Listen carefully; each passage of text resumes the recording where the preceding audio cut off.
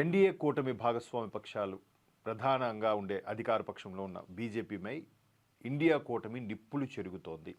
ఇది అన్ని రాష్ట్రాలకు సంబంధించి ఎక్కడైతే డబుల్ ఇంజిన్ సర్కారు ఉందో, ఎక్కడైతే ఎన్డీఏ భాగస్వామి పక్షాలతో రాష్ట్రం ముందుకెళ్తుందో వాటన్నిటి మీద కూడా ఇండియా కూటమిలో ప్రధాన పక్షమైన కాంగ్రెస్లో కీలక నాయకుడు రాహుల్ గాంధీ గారు ఒక కీలకమైన వ్యాఖ్యలు చేశారు. బీజేపీ అంటే భాజపా అని మనం తెలుగులో రాస్తూ ఉంటాం, భారతీయ జనతా పార్టీ అని, భారతీయుల యొక్క భారతదేశంలో నివసించే జనుల యొక్క పార్టీ అని. సో దానికి రాహుల్ గాంధీ గారు కొత్త నిర్వచనం చెప్పారు. ఎందుకో చూద్దాం. ఆ కొత్త నిర్వచనం మరేంటో కాదు, సర్ మీద ఏదైతే స్పెషల్గా ఇంటెన్సివ్ రివిజన్ ఏదో ఉందో, సెన్సిటివ్ ఇంటెన్సివ్ రివిజన్ అంటే ఓటర్లు చాలామంది చొరబాటుదారులు హక్కుగా పొంది ఓటు హక్కు ఉందంటే ఆడు భారతీయ సిటిజన్ అయిపోయాడు అనే పరిస్థితిలో ఉన్న నేపథ్యంలో ప్రపంచంలోనే 155 కోట్లతో ముందంజలో, సుమారుగా 150 పైచిలుకే ముందంజలో ఉన్న ప్రపంచంలో అత్యధిక జనాభా గల దేశం భారతదేశం. వనరులు తగ్గిపోతున్నాయి, నివసించే భూమి తగ్గిపోతుంది, పంట పొలాలు తగ్గిపోతున్నాయి.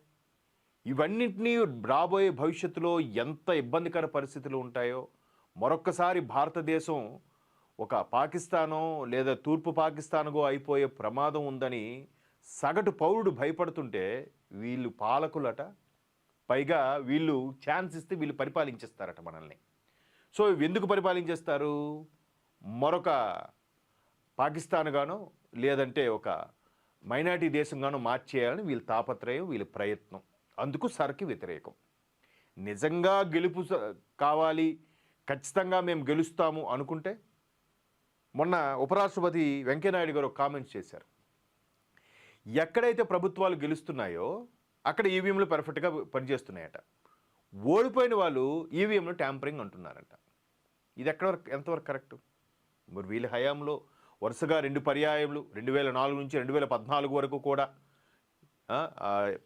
యూపీఏ పక్షాలతో ఉంది. కాంగ్రెస్ ప్రభుత్వమే పరిపాలించింది భారతదేశాన్ని. మన్మోహన్ సింగ్ గారు 2 సార్లు వరుసగా ప్రధానమంత్రి అయ్యారు. ఏఐసిసి చైర్పర్సన్ సోనియా గాంధీ గారు ఉన్నారు ఆ టైంలో. అప్పుడు కూడా ఈవీఎంలు నడిచాయి. మరి అప్పుడు ఈవీఎంలు ట్యాంపరింగ్లు, అప్పుడు ఈవీఎంలు ఇవి కాదా? ఇప్పుడు ఈవీఎంలు ట్యాంపరింగ్ అంట. ఇప్పుడు అమెరికా లాంటి డెవలప్డ్ కంట్రీస్లో కూడా ఈవీఎంలు లేకుండా బ్యాలెట్టే పెడుతున్నారని కొత్త నినాదాలు, ఏదో పార్లమెంట్లో మాట్లాడటం. అంటే ఎక్కడ ప్రభుత్వానికి పేరు వచ్చేస్తుందో, ఇబ్బందికర పరిస్థితులు వీళ్ళకి వస్తున్నాయో, ఒక్కొక్క రాష్ట్రము వీళ్ళకి అబంధ హస్తాల నుంచి చేయిజారిపోతుందో భయం పట్టుకుంది. రాజకీయంగా ఎటువంటి అభివృద్ధి, రాజకీయంగా నాయకత్వ లక్షణాలు పులికిపుచ్చుకొని అభివృద్ధి చెందలేని వాళ్ళందరూ కూడా బురద జల్లే ప్రయత్నం చేస్తున్నారు, ధీటుగా ఎదుర్కోలేకపోతున్నారు. మొన్న రాజస్థాన్లో కానీ ఢిల్లీలో కానీ ఏదైతే కూటమి ప్రభుత్వం వచ్చిందో, ఫ్రెష్గా ఎమ్మెల్యేగా ఎన్నికైన వాళ్ళకు కూడా ముఖ్యమంత్రి పీఠం ఎలా దక్కింది భాజపా కూటమి పక్షాల్లో? వీళ్ళకి అది ఇవ్వగలరా? ఫ్రెష్గా ఎమ్మెల్యేగా గెలిచిన వాడికి లేదా బాగా పవర్ఫుల్గా ఉన్నవాడికి ఇవ్వగలరా? క్వశ్చన్ మార్కే. ఎందుకంటే 1983 ముందు వరకు కూడా ఆంధ్రప్రదేశ్, ఉమ్మడి ఆంధ్రప్రదేశ్లో నిజంగా మహానుభావుడు ఎన్టీఆర్ గారు తెలుగువారి ఆత్మగౌరవం అనే కాన్సెప్ట్ కానీ తీసుకురాకుండా ఆయన కానీ పార్టీ పెట్టకపోయింటే ఈ పార్టీకి పరిస్థితి ఎలా ఉండేదో. సీల్డ్ కవర్లో ఎవరు పేరు వస్తే వాళ్ళే ముఖ్యమంత్రి. అది నెల రోజులు అవ్వచ్చు, వారం రోజులు అవ్వచ్చు, ఒక్క రోజైనా అవ్వచ్చు. 5 ఏళ్ళు ఒక సీఎం ఉంటాడని గ్యారంటీ లేదు. ఒక్క ఎన్టీఆర్ గారు వచ్చిన తర్వాత మారింది. తరువాత రాజశేఖర రెడ్డి గారు వచ్చిన తర్వాత కొంత ఓకే పర్వాలేదు అనిపించింది.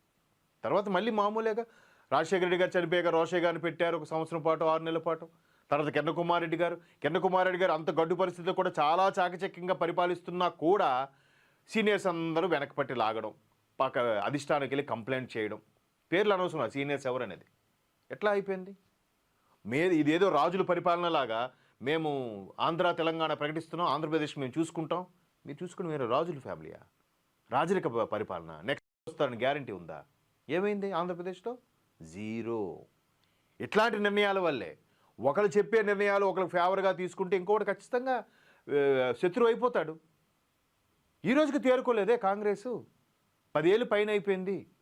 లక్కీగా మొన్న పిసిసి అధ్యక్షురాలుగా షర్మిలా గారికి ఇచ్చారు కాబట్టి, రాజశేఖర రెడ్డి గారు మేనియా ఆమెలో ఉంది కాబట్టి నోటా కన్నా బెటర్ అనిపించుకుంది కాంగ్రెస్ ఆంధ్రప్రదేశ్లో. అందరికీ తెలిసిన విషయమే కదా. సో అలాంటి కాంగ్రెస్ వాళ్ళు ఇప్పుడు సరికి వ్యతిరేకంగా రకరకాలుగా మాట్లాడుతూ ఇక్కడ భాజపా మీద ఇచ్చిన స్టేట్మెంట్ ఏంటంటే, భాజపా అంటే భ్రష్ట్ జనతా పార్టీ.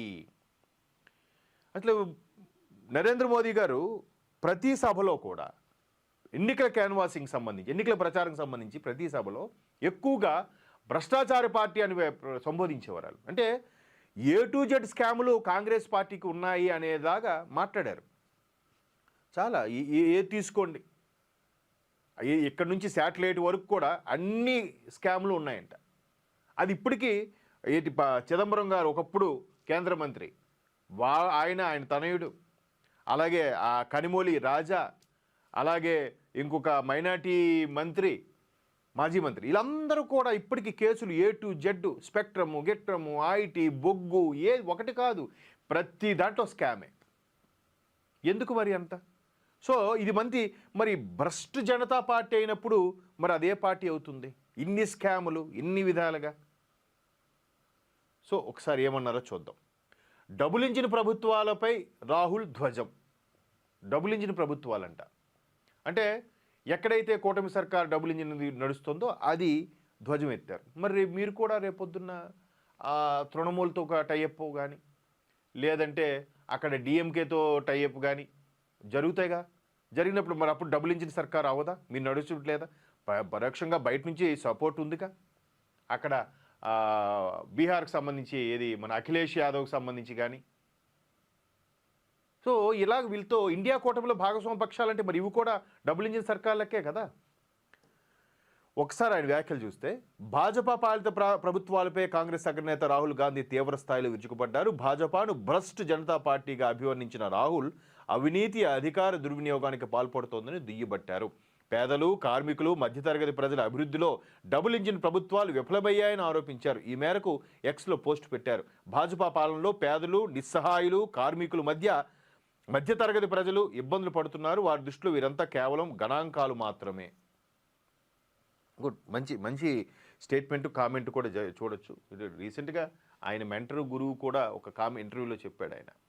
ఆయన ఏం చెప్పారు, ఏదైతే భారత ప్రభుత్వాన్ని కూలగొట్టి భారత ప్రభుత్వానికి మళ్ళీ అస్తిత్వం ఏర్పరిచే దిశగా ఏవైతే కొన్ని సంఘ విద్రోహ శక్తులు పనిచేస్తున్నాయో ప్రపంచవ్యాప్తంగా, ఆ మీటింగ్కి ఈయన హాజరయ్యాడని ఈయన గురువు కూడా, మెంటర్, ఆయన పేరు రీసెంట్గా మనం చర్చించుకున్నాం కూడా, మాట్లాడారుగా.